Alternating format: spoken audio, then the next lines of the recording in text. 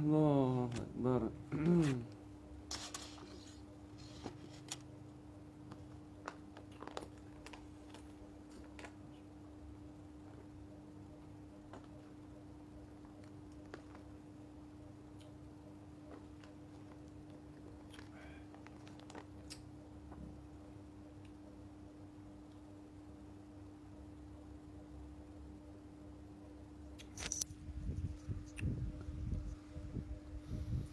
بسم الله.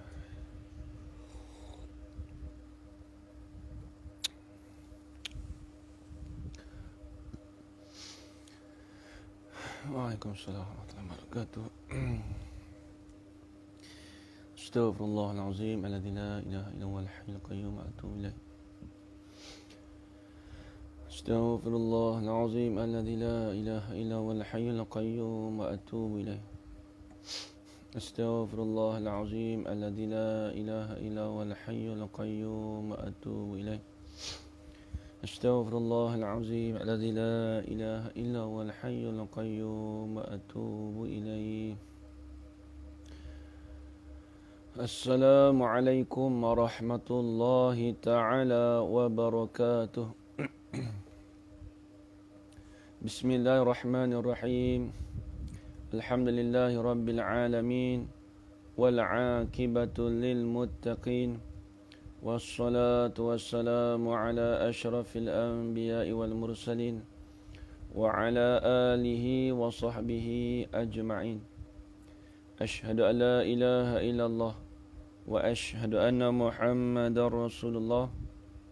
اللهم صل على سيدنا محمد وعلى آل سيدنا محمد.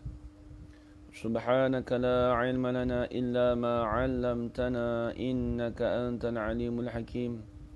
قال رب اشرح لي صدري ويسر لي أمري واحلل عقدة من لساني يفقه قولي. ولا حول ولا قوة إلا بالله العلي العظيم. ولا حول ولا قوة إلا بالله العلي العظيم. ولا حول ولا قوة إلا بالله العلي العظيم. بسم الله الرحمن الرحيم. اللهم يا من بيده مقاليد الخير كله وإليه ترجع الأمر كله، افتح علينا فتحا قريبا. يا فتاح يعلم يا فتاح يعلم يا فتاح يعلم. افتح علينا فتحا قريبا. وصلى الله على سيدنا محمد والحمد لله رب العالمين. Alhamdulillah. Alhamdulillah, puji-pujian syukur kita kehadrat Allah Subhanahu wa taala dengan segala limpah kurnianya dan izin daripada Allah, dapat kita bersama-sama pada malam ni sekali lagi di dalam pengajian mingguan kita. Ini pengajian PKP, yang mana pengajian ni kita buat secara online. Jadi pengajian kita ni alhamdulillah dah lebih daripada sebulan. Dah sebulan.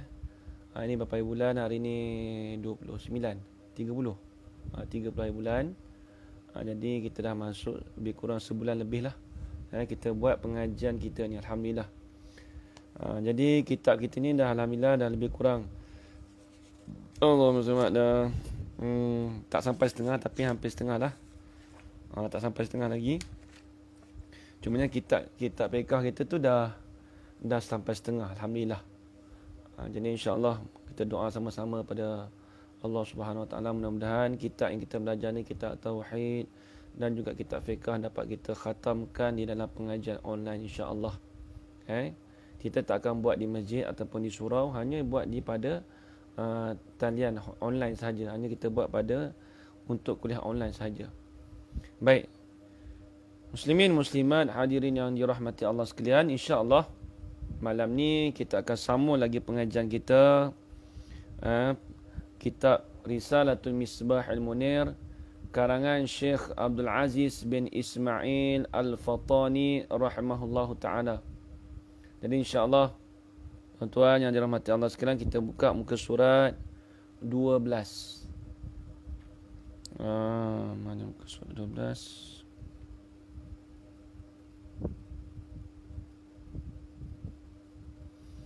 Kemudian kita mula iaitu betul pada kata itu, maka nyatalah bahawa hukum akal yang tiga itu. 1, 2, 3, 4, 5, 6, 7. Baris yang ketujuh daripada atas. Baris yang ketujuh daripada atas kitab Jawi. Baik. Bismillahirrahmanirrahim. Qala Syekhul Musannifu rahimahullahu ta'ala wa nafa'ana bi'ulumihi fid darain amin ya rabbal alamin. Maka nyatalah bahawa hukum akal yang tiga itu. Ni kita nak cari masalah apa ni? Jadi kita nak bincang malam ni, jadi kitab ni kita malam ni kita sambung rentetan daripada hukum yang keempat iaitu hukum akal. Jadi dulu kita dah bahas. Minggu lepas kita dah bahas hukum akal itu ialah hukum yang dinisbahkan kepada akal kita. Kemudian bila kita kata dinisbah kepada hukum akal, dan juga nisbah hukum akal tu apa yang kita fikir. Apa yang difikirkan kita itu dipanggil hukum akal.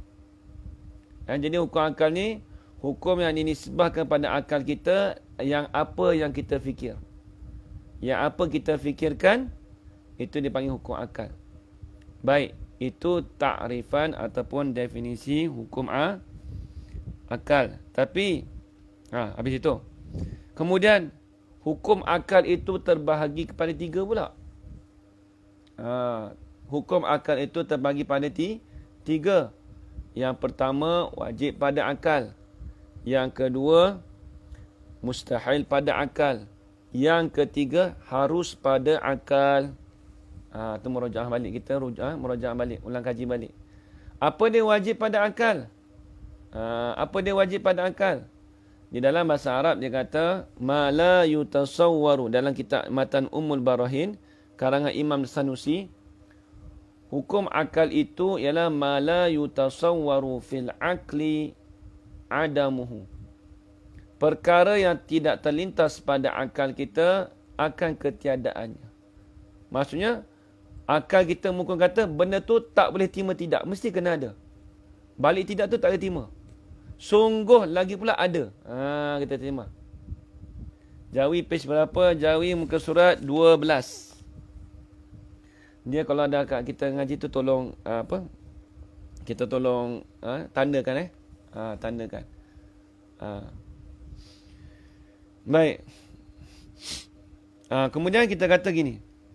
Itu jadi hukum akal yang kita kata wajib pada akal itu ialah iaitu sungguh lagi pula ada. Itu terjemah bahasa Melayu lah, mudah-mudah.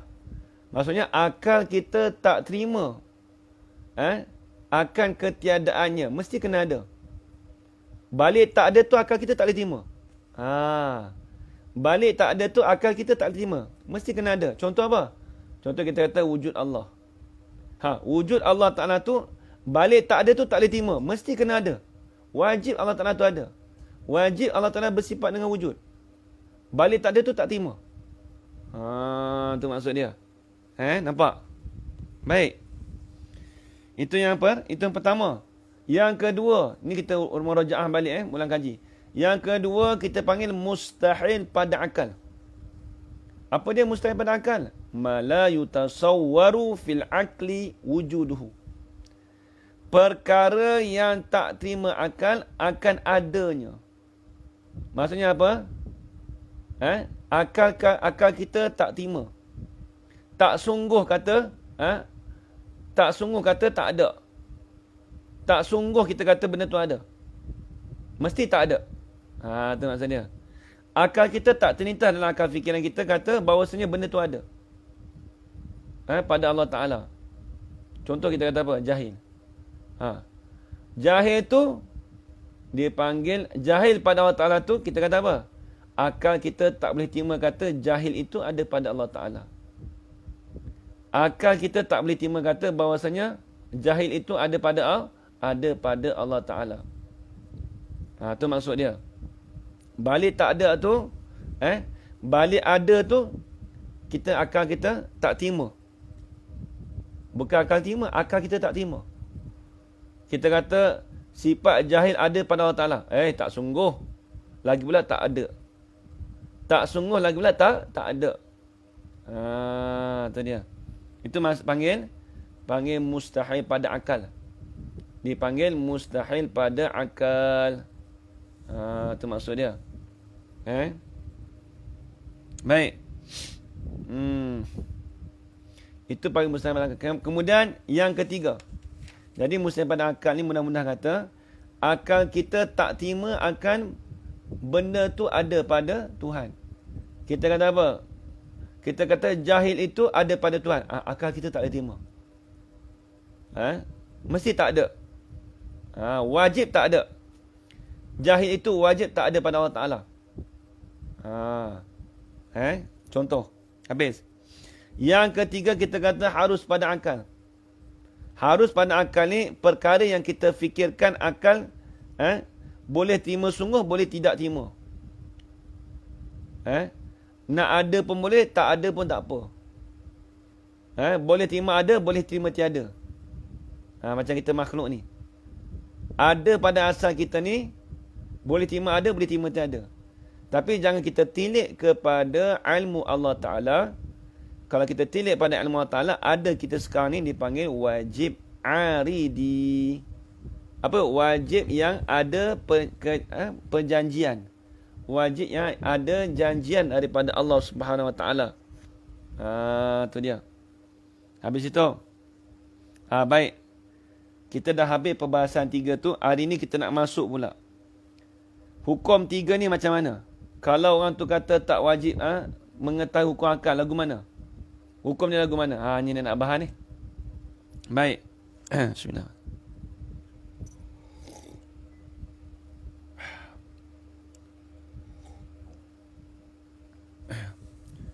Baik.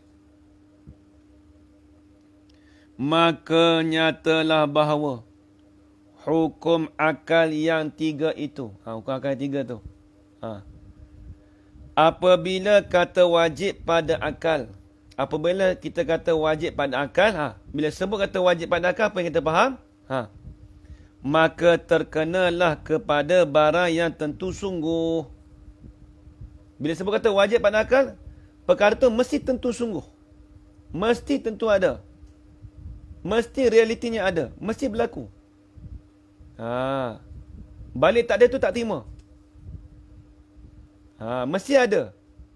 Mesti sungguh benda tu. Sungguh lagi pula ada.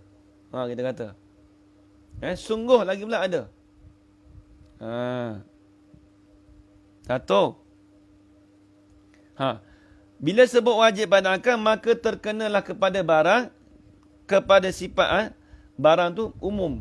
Sifat Allah Ta'ala pun masuk juga. Yang tentu sungguh. Satu. Dan mustahil pada akal itu. Bila sebut mustahil pada akal, apa maksud dia? Dan mustahil pada akal itu ialah terkena kepada barang yang tentu tidak. Tentu tidak berlaku. Apa dia? Kita kata jahil Allah Ta'ala. Lemah Allah Ta'ala. Tentu tidak berlaku. Tak berlaku pada Allah Ta'ala jahil. Tidak berlaku pada Allah Ta'ala tu lemah. Tidak berlaku pada Allah Ta'ala tu tuli. Sebab apa? Tak berlaku tu kita panggil perkara yang mustahil. Dipanggil mustahil. Habis itu. 2 dah.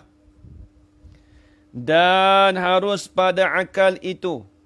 Bila sebut harus pada akal itu. Ialah kena kepada barang yang terima kedua-dua. Boleh terima kedua-dua. Apa maksud boleh terima kedua-dua? Yakni terima sungguh dan terima tidak. Boleh jadi ada, boleh jadi ada sungguh. Boleh jadi tak ada sungguh. Boleh terima kedua. Tapi salah satulah. Maksudnya apa? Contoh makhluk. Boleh terima ada, boleh terima tak ada. Asal kejadian kita ni boleh terima sungguh, boleh terima tak sungguh. Itu maksud dia. Nampak lagi? Baik. Itu panggil harus pada akal. Tengok dia nak keluarkan cabangan hukum. Tengok. Dan nyata pula daripada huraian hukum akal itu. Ni. Bila kita dah faham hukum akal tu. Tengok. Dan nyata pula daripada huraian hukum akal itu. Bila dah faham hukum akal tu apa dia? Bahawasanya mengetahui hukum akal itu ialah kita tahu hukum akal itu apa maksudnya? Satu tangga bagi mengenal akidah. Dia panggil satu wasail, satu wasilah. Satu anak tangga. Ataupun satu perantaraan. Dia panggil mengenal hukum akal ni. Ini benda penting ni. Hukum akal ni sangat penting tuan-tuan. Cuba perhati elok Malam ni kita nak pahamkan hukum akal. Ni kena main-main. Jangan main. Ni benda penting ni. Bila sebut kata hukum akal, itu adalah satu anak tangga, satu wasilah, satu perantaraan bagi mengenal akidah. Bagi mengenal akidah. Ni kita nak kenal akidah, kena tahu hukum akal. Lil wasail hukmul maqasid. Tu kaedah kita. Ma la yatimul wajib illa bi fa wajib. Tu semua anak tangga tu. Perkara yang tidak sempurna. Ma la yatimul wajib. Tidak sempurna oleh wajib itu, melainkan dengannya, dengan barang tadi tu, maka bermula ia perkara itu ialah jadi wajib. Jadi anak tangga tu pun jadi wajib juga. Kita nak kenal akidah. Kita nak kenal Tuhan. Kita kata kita nak kenal Tuhan. Tapi perantara ini nak kenal Tuhan, mestilah kena dengan hukum akal. Ni orang tanya, kenal akidah tak? Kenal. Kenal akidah dengan apa? Kenal akidah dengan kita sendirilah. Kita kenal sendirilah. Jawab tak kemas lagi. Kita nak kenal akidah dengan apa? Tanya dia balik. Jawab dia, kenal akidah dengan hukum akal. Orang tanya hukum akal tu apa dia? Apa yang kita fikirkan, barang yang kita fikirkan dengan akal kita. Apa yang kita fikirkan tu dengan akal kita. Tapi membetuli dengan perkara yang difikirkan. Apa yang kita fikir tu, perkara tu betul. Tu dia. Seorang tu, kalau tengok takrim dulu, dia berfikir, seorang dengan akal fikiran yang membetuli. Maksudnya yang muafakat dengan apa yang difikirkan. Nampak? Contoh kita kata wajib pada akal.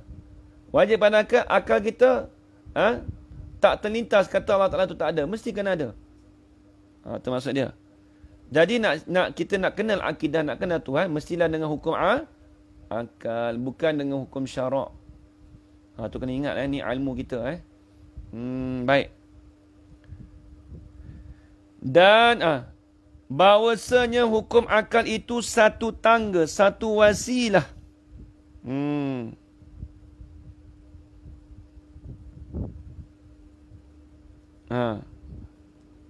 Dia Al-Quran tu, ya ayyuhallazina amanu taqullah wa yabtaghu lillahi wasilah. Tak ingat ayat tu.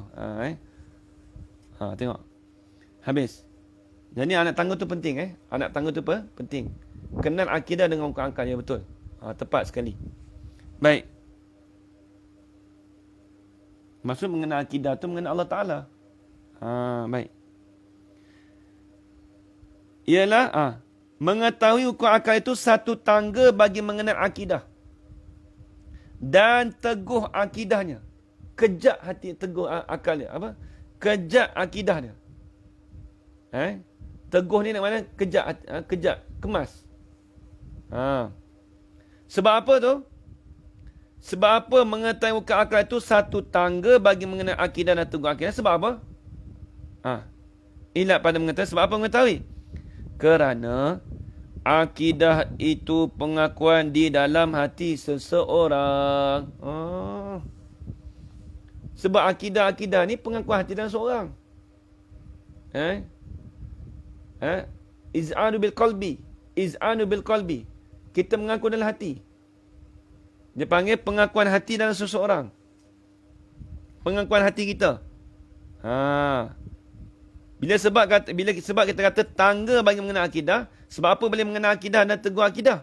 Kerana akidah itu pengakuan di dalam hati seseorang. Tafriq ya. Maka tidak dapat pengakuan itu. Kita tak dapat nak mengaku pengakuan itu. Melainkan dengan mengerti hukum-hukum akal yang 3 itu. Tak dapat kita nak mengaku kata Allah Ta'ala tu ada.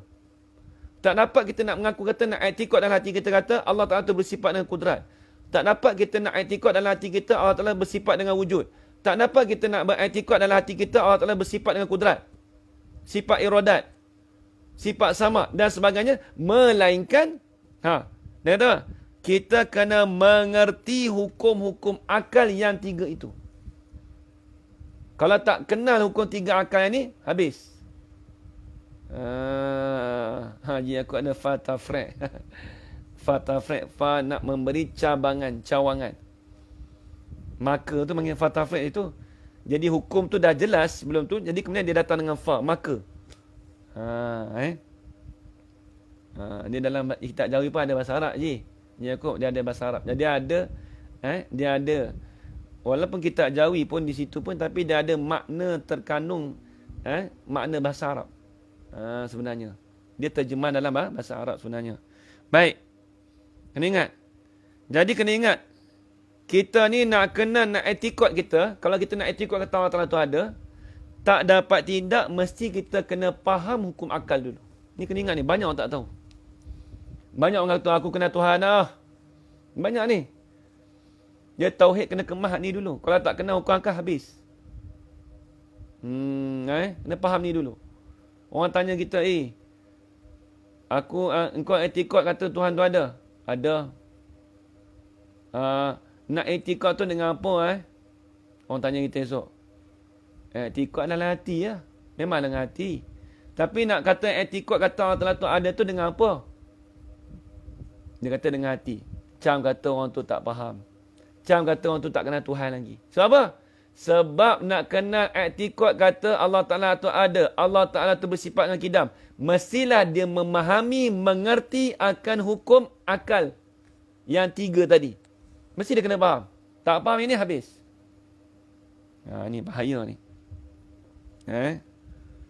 Sebab tu kata Imam Ghazali, la tasihul ibadah illa bi ma'rifatillahi ta'ala. Tidak sah sesuatu ibadat itu melainkan dengan kita mengenal Allah Ta'ala. Bila kita nak kata mengenal Allah Ta'ala, mestilah mengenal Allah Ta'ala tu wasilahnya kita mengetahui hukum akal. Macam kita lah semayang. Kita nak semayang, tak dapat tidak, mesti kita kena tahu. Syarat sah wuduk tu lagu mana? Nak wuduk tu macam mana? Nak ambil wuduk. Wuduk tu kena tahu. Mesti kena tahu syarat sah semayang. Syarat semayang tu apa? Menghadap kiblat sebagainya, menutup aurat dan sebagainya. Kena tahu. Tak sah semayang kita, mestilah melalui kita faham kata wasilah dia tu apa. Lepas tu baju, semayang kena bersih. Tidak ada najis. Kena tahu semua tu. Itu bab semayang. Ni nak kenal Tuhan. Kenal Tuhan, kenal. Dengan apa kenal Tuhan? Kenal dengan hukum syarak. Habis lalu dah. Kita mengenal Tuhan dengan hukum akal. Adapun tuntutan kita belajar hukum akal itu, tuntutan kita mengenal Allah Ta'ala tu dipanggil wajib syarak. Adapun tuntutan mengenal Allah dengan hukum akal. Itu kena bagi jelas. Itu kena bagi jelas. Baik. Kemudian, melainkan dengan mengerti hukum-hukum akal yang 3 itu. Dan orang, tengok. Kemudian, kalau lah orang tu tak erti hukum akal, lagu mana nak buat? Apa hukum dia? Orang tu tak faham hukum akal, dia tak mengerti hukum akal. Dia tak kenal hukum akal tu apa. Ni hukum ni, tengok. Ni kena tak jaga ni. Dan orang yang tidak mengerti hukum-hukum akal tersebut. Khabar. Dan bermula orang yang tidak mengerti hukum-hukum akal tersebut. Khabar. Terkadangnya tidak ada akidah sedikit pun. Allahu Akbar. Tak ada akidah. Apa maksud tidak ada akidah? Dia nak tafsir. Yakni tidak ada pegangan di dalam hatinya, hati seseorang. Pegangan hati seseorang tak ada. Pegangan hati dalam pegangan hati ni tak ada. Orang yang tak mengerti hukum akal tu terkadang boleh membawa dia tu kepada dia tidak ada akidah dalam hati dia. Allah na'udzubillah min zalik. Sebab apa? Sebab tak kena hukum akal. Sebab tu kata Imam Haramain, dia kata apa? Orang yang tidak memahami orang yang tidak mengenal hukum akal itu ialah orang yang tidak berakal. Kata Imam Haramain. Tu kena ingat perkataan Imam Haramain. Imam Haramain sebut apa? Orang yang tidak mengenal hukum akal itu ialah orang yang tidak berakal. Allahu Akbar. Tak berakal lah. Ustaz, orang tu ada akal, Ustaz? Memang ada akal, tapi tak berakal. Soalan macam tak berakal. Sebab tak berakal? Sebab dia tak kenal Tuhan. Sebab dia tak bukan tak kenal Tuhan, sebab dia tak kenal hukum akal. Bila tak kenal hukum akal, macam nak kenal Tuhan. Wasilah dia hukum akal tu. Ni kita duk tekan ni. Hukum akal ni penting. Habis itu. Baik. Kemudian. Sedikit pun tak ada. Maka orang yang tidak ada akidah atau pegangan itu, nama dia apa? Dinama orang yang tidak ada akidah tu nama apa? Orang yang jahil. Oh, dia panggil orang jahil. Dia panggil orang jahil. Tak kenal Tuhan. Jahil. Jahil basit. Dan jahil dengan Allah Ta'ala itu. Bila sebut kata jahil dengan Allah Ta'ala, dia tak kenal Tuhan tu, tidak sah imannya. Tidak sah imannya. Sebab apa? Kerana firman Allah Ta'ala, fa'lam annahu la ilaha illallah. Itu dia. Wastaghfir li dhanbik. Fa'lam annahu la ilaha illallah wastaghfir li dhanbik. Tengok. Dan apabila tidak sah imannya, tidak sah agamanya. Ni bahaya ni. Orang tak kenal Tuhan ni. Ni kita takut juga na'udzubillah min zalik. Orang tak kenal Tuhan ni bahaya, cukup bahaya.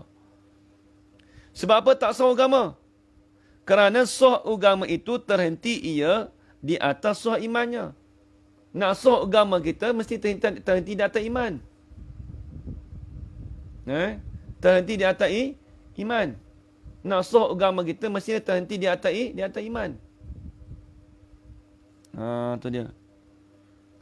Sebab apa? Sebab apa boleh kata sah agama itu terhenti di atas iman? Kerana makna iman itu, makna iman ni apa maksudnya? Tasdik di hati. Dia panggil tasdidul qalbi. Membenarkan hati.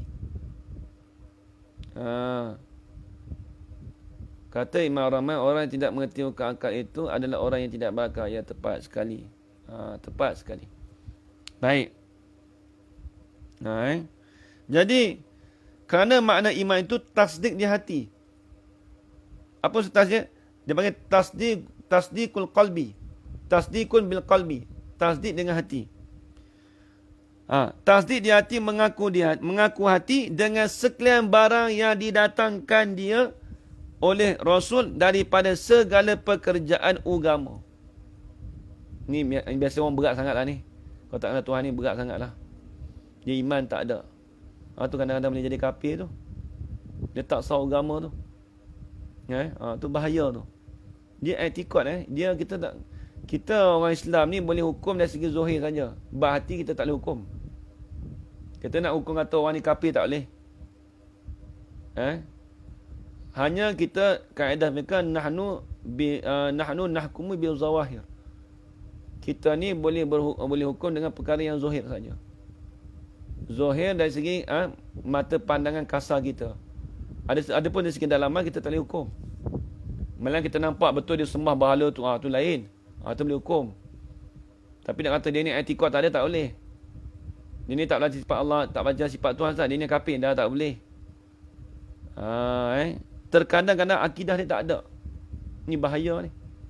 Kalau orang tak mengaji ni bahaya. Satu. Yang kedua, dan terkadang jadi ia seseorang kafir dengan sebab tidak mengetahui hukum-hukum akal yang tersebut. Allah Akbar. Jadi kafir pula dah. Sebab apa? Dengan sebab tidak mengetahui hukum-hukum akal yang tersebut. Macam mana? Bukan tak erti saja, macam mana? Seperti i'tikad seorang akan bahawa Tuhan itu putih. Oh, dia kata Tuhan putih weh. Dia kata Tuhan bertempat lah. Dia kata Tuhan tu putih. Tuhan tu warna apa? Orang tanya kita. Tuhan tu warna apa? Tuhan tu berkali putih berkali. Tak jadi tu. Dia kata Tuhan putih. Siapa kata putih? Sebab melambangkan kesucian. Habis lalu dah. Jadi kafir tu kalau i'tikad gitu. Tuhan tu duduk mana? Orang tanya. Tuhan tu duduk atas arash. Mu i'tikad ke? I'tikad ke tu? Na'udzubillah macam ni tak jauh. Kalau i'tikad ke tu, jadi kafir. Sebab apa? Sebab dia tak menggunakan hukum akal. Kalau dia ada hukum akal, dia kena hukum akal, dia kena Tuhan. Dia tak cakap gitu. Dia kalau ada hukum akal, dia boleh bertimbangkan dengan benda yang muafakat. Benda yang kita muafakat dengan akal. Kita maklum dah, Tuhan itu tak bertempat. Kalau dia bertempat, maksud dia makhluk. Kan kita belajar dah. Sifat Allah Ta'ala, mukhalafatu ta'ala lil hawadis. Ni apa pula ni? Saya nak masuk tafsir, nama saya Muhammad Ali Azwar ni, tak tahu lah ni. Ni apa pula ni? Baik. Kita maklum sifat Allah Ta'ala itu dipanggil sifat mukhalafah. Bersalahan Allah Ta'ala akan segala yang baharu. Jadi sifat Allah Ta'ala itu bersalahan dengan makhluk. Mana mungkin kita kata Allah Ta'ala itu bertempat. Mana mungkin kita kata Allah Ta'ala itu putih, hitam dan sebagainya. Nampak dah? Baik. Habis itu. Tengok. Seperti i'tikad seorang akan bahawa Tuhan itu putih umpamanya. Sebab apa cakap gitu? Sebab apa boleh kata i'tikad dia jadi begitu, jadi kafir sebab apa? Kerana orang yang i'tikad Tuhan putih itu ialah orang yang menyerupai Tuhan akan sesuatu daripada makhluk ini. Seolah-olah orang tu diserupakan dengan makhluk ini. Seolah-olah orang tu diserupakan, orang tu menyerupaikan Tuhan tu dengan sesuatu. Sebab putih-putih ni dia panggil arad. Dia panggil sifat pada makhluk. Arad, apa arad? Benda yang kita boleh nampak, benda yang wujudi. Bila sebut arad itu sifat makhluk. Sifat Tuhan bersalahan dengan arad. Arad tu tertentu pada makhluk saja. Adapun sifat tu umum. Tiba-tiba kita kata Tuhan tu menyerupai akan sesuatu daripada makhluk ini. Kita kata Tuhan tu putih. Maka iaitu seperti kita kata Allah Ta'ala tu menyerupai Tuhan akan sesuatu daripada makhluk ini tu. Iaitu tu mustahil atas Allah Ta'ala tu perkara yang mustahil. Perkara yang mustahil atas Allah Ta'ala. Tak boleh berlaku. Habis itu, apa maksud mustahil atas Allah Ta'ala? Yakni, dia nak terang, dia nak tafsir pada kata mustahil. Yakni, tentu tidak atas Allah Ta'ala. Ini tentu tidak berlaku menyerupai Tuhan dengan makhluk itu di atas Allah Ta'ala. Mustahil. Tak boleh berlaku. Tentu tidak di atas Allah Ta'ala. Tak boleh berlaku benda tu. Habis itu. Dan orang yang i'tikad. Tengok. Dan bermula orang yang i'tikad menyerupai Allah Ta'ala dengan segala yang baru itu jadi kafir. Allahu Akbar. Ini kita takut ni. Orang yang i'tikad menyerupai Allah Ta'ala dengan segala yang baru. Tu kena ingat tu. Kalau kita kata orang tu menyerupai Allah Ta'ala dengan segala yang baru, kalau i'tikad begitu, jadi kafir. Na'udzubillah min zalik. Allahu Akbar. Ini banyak ni, zaman kita sekarang banyak. Kita tanya, Allah Ta'ala kata Allah Ta'ala duduk atas arash. Kita tanya, kau i'tikad tak? I'tikad. na'udzubillah jadi kafir. Sebab apa? Sebab dia menyerupakan Allah Ta'ala dengan sesuatu daripada makhluk. Atas-atas itu lazim bagi jirim. Bila sebut atas itu melazimi bagi jirim. Apa bagi jirim? Jirim itu perkara yang mengambil ruang dan tempat. Tiba-tiba kita kata Allah Ta'ala tu dia duduk di atas arasy. Jadi kita menyerupai Tuhan dengan sesuatu, maka itu kalau i'tiqad begitu jadi kafir, na'udzubillah min zalik. Kalau i'tiqad. Ya Allah, takut kita Zaman sekarang ni kalau ada i'tiqad itu habislah. Na'udzubillah min zalik, minta jauh lah. Kita minta jauh. Jangan ada orang i'tiqad begitu. Sebenarnya i'tiqad ni pegangan hati Dia tak sama dengan PK. PK ni masalah halal dan haram. Kalau kita salah kita sikit ke semayang ke apa, tapi tu halal, dosa. Tapi kalau salah i'tiqad ni jadi syirik, na'udzubillah jadi kafir. Terkeluar daripada Islam. Itu kita takut. Tu dia. Habis itu. Kalau begitu, mujassimah kan Ustaz. Jadi mujassimah ni orang yang menjisimkan Allah Ta'ala, mentajisimkan Allah Ta'ala. Itu jisim. Lebih kurang lah, sama. Tapi dia panggil musyabbah.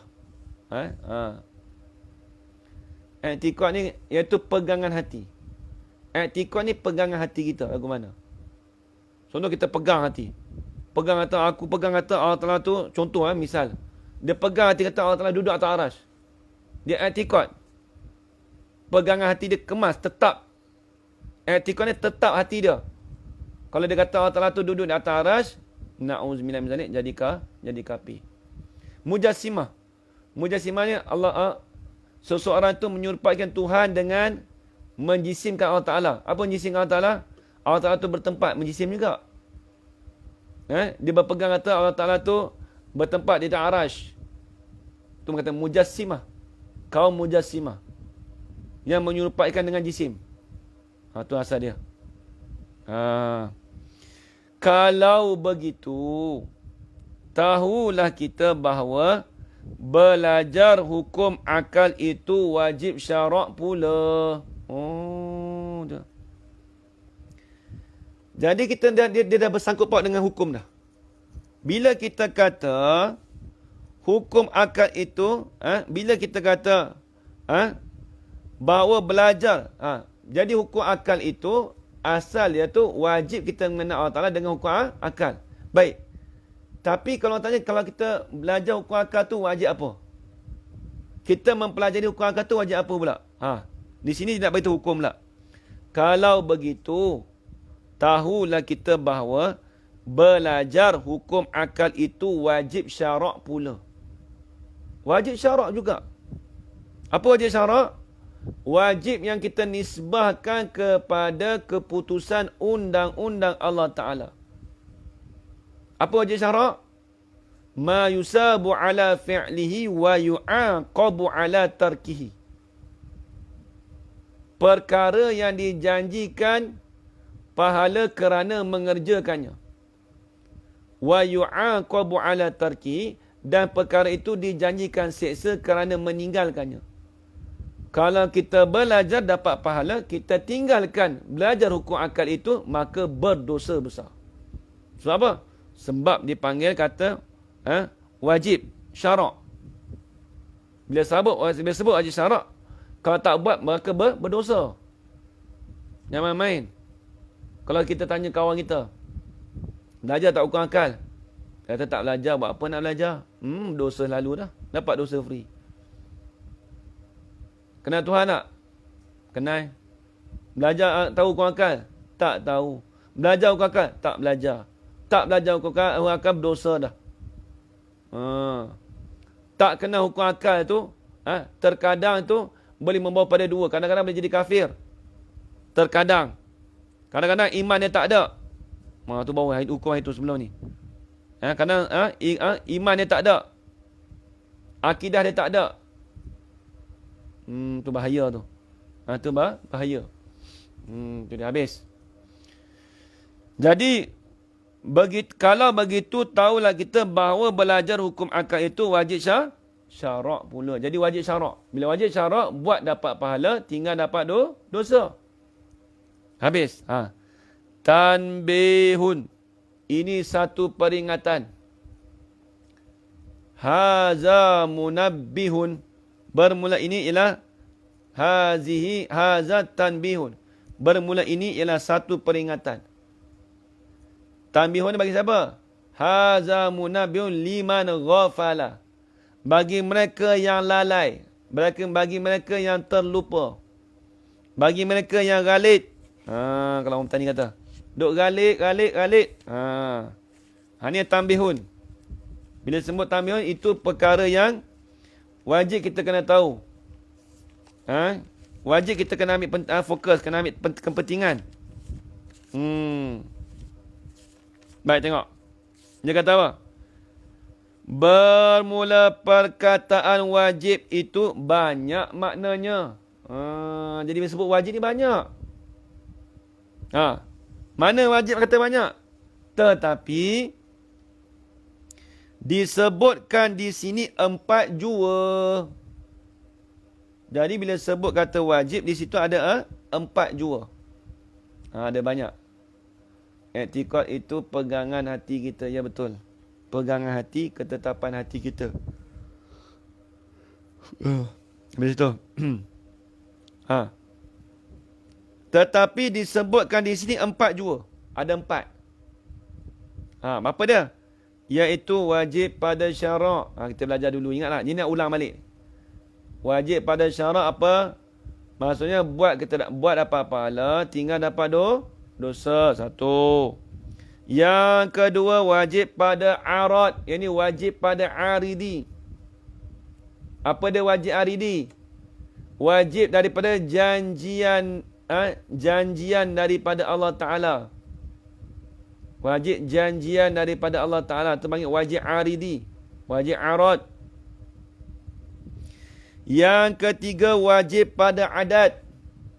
Apa wajib pada adat?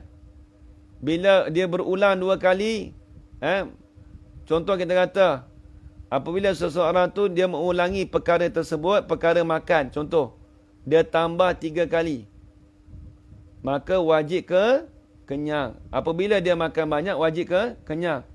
Itu panggil wajib pada adat. Nampak tak? Apabila kita letak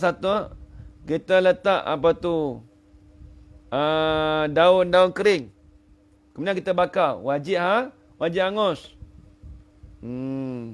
Tu dia panggil wajib pada adat. Wajib pada adat. Adat kata begitu. Adat ni kebiasaan. Kebiasaannya begitu. Bila kita membakar daun-daun kering, dia pasti angus. Dia terbakar, jadi angus. Itu panggil wajib pada adat. Itu yang ketiga. Yang keempat, wajib pada akal. Ini wajib pada akal, nak kena Tuhan. Wajib adidi lain. Wajib adat lain. Wajib syarak lain.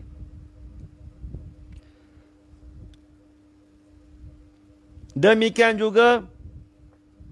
Itu 4. Demikian juga perkataan mustahil. Iaitu mustahil itu. Perkataan mustahil itu ada 3 perkara. Dia wajib 4. Mustahil ada 3 je. Mana 3? Pertama, mustahil pada arad. Dia mustahil pada syarak tak ada. Dia dalam syarak haram, makruh. Tapi kalau dalam lain ada. Mustahil pada aridi. Kita kata Dajjal ni dia tidak akan turun ke dunia kita. Dia tak akan turun. Kita kata mustahil, dia turun juga. Dia panggil mustahil pada aridi. Mustahil arad. Kita kata, Nabi Isa tu. Nabi Isa tak turun kat dunia ni. Nabi Isa dia takkan bunuh Dajjal. Kita kata orang lain bunuh Dajjal. Contoh. Kita kata itu mustahil aridi. Sebab apa? Kerana ada janji Allah Ta'ala. Sebab ada janji. Innallaha la yukhliful mi'ad. Tu. Itu dalil kata Allah Taala tu sebut dalam Quran, innallaha la yukhliful mi'ad. Sesungguhnya Allah Taala itu tidak menyalahi ya akan janjiannya. Innallaha, sesungguhnya Allah Taala la yukhliful mi'ad, tidak menyalahi Allah Taala akan janjinya. Allah Taala tak akan menyalahi janji dia. Tiba-tiba kita kata syurga tu tak ada. Syurga tu kita kata, syurga tu akan hancur. Kita kata mustahil aridi, bukan mustahil syarak, bukan kita kata mustahil adat, bukan mustahil pada akal. Kalau ikut orang kita, akal aku tak terima tiba-tiba syurga nak hancur. Bukan akal tak terima, harus pada akal, tapi mustahil pada arad. Bukan mustahil pada adat. Tu kena ingat tu, mustahil pada adat. Mustahil pada arad. Bukan mustahil pada adat. Bukan mustahil pada akal. Orang kita semua guna akal semua. Kena ingat, akal, hukum akal, kita mengenal Allah. Kalau seorang tanya mustahil pada adat, pada arad apa? Macam itulah. Aku ni sepatutnya tak boleh hidup kat dunia ni. Tapi dah ada dah. Mustahil aridi dia panggil. Sebab apa? Dah ada janjian dalam ilmu Allah Ta'ala kata, kita ni ada sekarang. Kita sekarang ni tengah ada ni. Harus pada akal. Harus pada akal. Kena ingat, 5 hukuman dulu kita panggil harus pada akal. Baik. Habis. Tengok. Mustahil pada adat. Mustahil pada adat. Apa mustahil pada adat? Contoh, makan 4 kali tambah. Tak kenyang-kenyang Datuk ni weh. Contoh. Makan banyak dah ni. Tak kenyang. Itu panggil mustahil pada adat. Ni apa ni? Ustaz, apa ke orang yang mengaku Allah wujud dan mengaku semua sifat Allah dan menafikan semua sifat-sifat mustahil, tetapi tanpa mempelajari hukum akal. Nanti sekejap Apa kau orang mengatakan Allah tu wujud dan semua sifat Allah dan menafikan semua sifat mustahil, tapi tanpa mempelajari hukum akal. Mungkin kerana ini diperoleh melalui ilmu yang paling sedikit saja atau hanya melalui pesanan-pesanan orang tua. Itu tak ada masalah. Dia kita biasa ni hukum akal ni, biasa kita tahu ni semua hukum akal, maksud melalui akal kita yang waras. Maksudnya kita dengar pesan Datuk orang tua kita kecil-kecil dulu, kata kita belajar sifat 20 dulu kan. Kita lah sifat kecil, sifat 20 kecil tu mana ada hukum akal. Kita tak tahu pun hukum akal tu apa. Waktu sekolah rendah dulu kan, macam saya lah. Saya dah mengaji sekolah rendah, sekolah kafar dulu. Yang kita tahu, kita pegang sifat 20. Kita mengaku tak Allah Ta'ala tu ada. Tapi cumanya kita sebenarnya tu itu dengan hukum akal lah tu. Tapi cuma dia tak beritahu mulut, tak keluar mulut kita. Itu dengan hukum akal lah sebenarnya. Kalau dia tak kata Tuhan tu tak ada, maksudnya dia tidak berfikir dengan akal dia. Sebab akal ni dia berfikir dengan apa yang muafakat dengan diri perkara. Kita tahu dah Allah Ta'ala tu ada. Akal kita waras kata apa? Allah Ta'ala tu ada, wajib ada. Kita berpegang itu. Walaupun kita tak tahu hukum akal, tapi itu hukum akal lah sebenarnya. Cumanya di sini kita nak terperincikan hukum akal tu. Satu kita ni wajib kita mempelajari hukum akal. Cumanya Allah Ta'ala ambil taksir jugalah pada orang tadi itulah. Memang dia betul lah. Cumanya kalau dia tak tahu hukum akal tu, itu dia kata pesanan-pesanan orang tua tu. Orang tua tak sebut awak kena belajar hukum akal, tapi dia bagi tahu secara umum. Allah Ta'ala tu wajib ada. Ya, saya percaya, saya yakin. Dia kata yang tu. Dia percaya tu dengan apa? Dengan hukum akal lah sebenarnya. Tapi dia tak terkeluar dari mulut dia. Boleh tak ada masalah. Betul lah tu. Cumanya dia mengetahui hukum akal dengan lebih detail tu lagi bagus. Dia boleh cerita kat orang balik. Sebab kadang-kadang orang ni banyak, dia bijak ni lain macam. Kerana dia berfikir. Dia fikir banyak, betul kata, aku duk percaya ke Tuhan tu ada daripada kecil lagi. Tapi aku percaya tu dengan apa? Tu dia. Kadang-kadang dia mikir panjang. Orang petani kata mikir banyak. Orang petani kata dia mikir banyak budak ni. Budak ni mikir banyak. Lepas tu tak mikir banyak lah. Dia mikir banyak tu, itu yang kena belajar tu. Etikot kena dah. Alhamdulillah. Baik. Tengok. Mustahil pada adat. Mustahil pada adat apa? Mustahil pada adat ni kita kata dia makan 3 kali tak kenyang-kenyang. Pelik juga dah. Berulang kali dah. Tiba makan ni tak kenyang. Dia ni jalan tapi tak terbakar pun kaki dia. Mustahil ni. Mustahil apa? Bukan mustahil pada akal. Mustahil pada adat. Sebab adat tu boleh menyalahi. Harus pada akal, mustahil pada akal. Tak, maaf. Harus pada akal, mustahil pada adat. Tu kena ingat. Adat mustahil. Tapi harus pada akal boleh berlaku. Orang tu nak jalan tapi boleh. Tiba kaki tak terbakar. Harus pada akal. Tapi mustahil pada adat. Bukan mustahil pada akal. Tak. Orang kita selalu cakap, akal aku tak boleh terima Akal aku tak boleh terima. Dia boleh jalan atas air ni. Bukan akal tak boleh terima. Akal boleh terima. Yang tak boleh terimanya, adat tak boleh terima. Harus tu pada akal. Kena cakap gitu. Dan mustahil pada akal. Tu dia. Apa dia mustahil pada akal? Mustahil pada akal ni, yang ni, ma la yutasawwaru fil aqli wujuduhu. Akal kita tak boleh terima kata ada perkara tu. Akal kita tak boleh terima. Tak sungguh kata benda tu ada. Kita kata Allah Ta'ala tu bersifat dengan jahil. Kita kata apa? Akal aku tak boleh terima. Jahil tu ada pada Allah Ta'ala. Kalau ada jahil ada pada Allah Ta'ala, maka kita makhluk tak boleh jadi. Allah Ta'ala tak boleh jadikan makhluk. Nampak tak? Baik. Kemudian.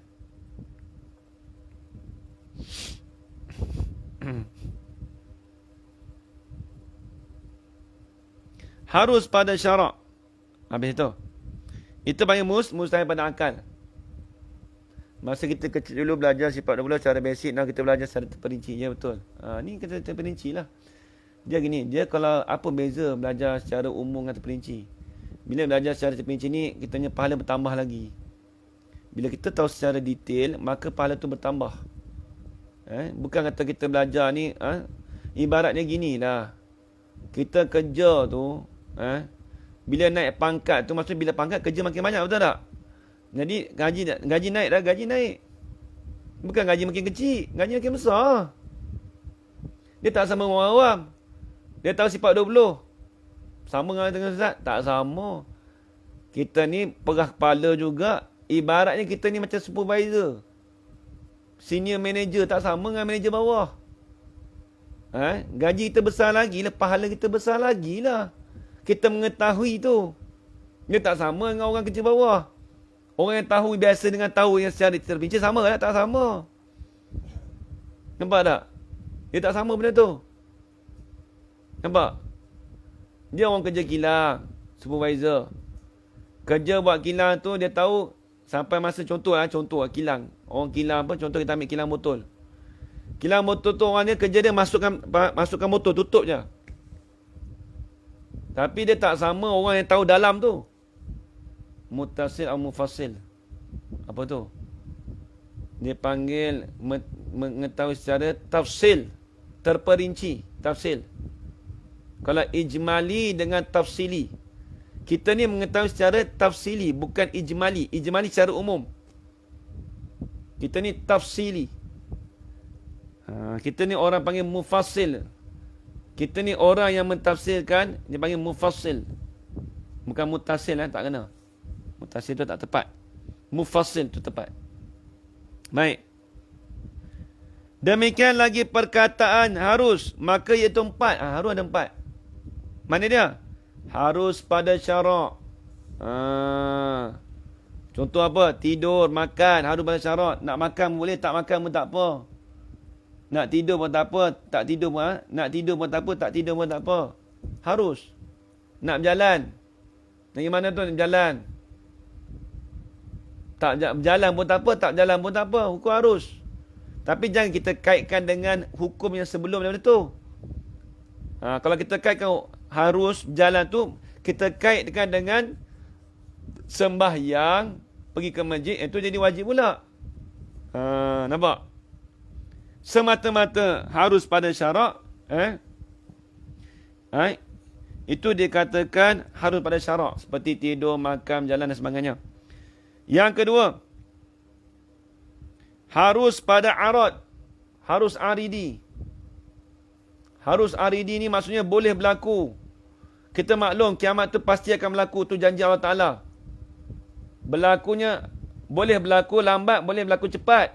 Itu dipanggil harus aridi. Nampak tak? Orang tanya, janji Allah Ta'ala kata Dajjal pasti akan datang, pasti akan turun.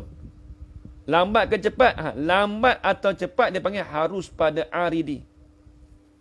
Harus pada aridi.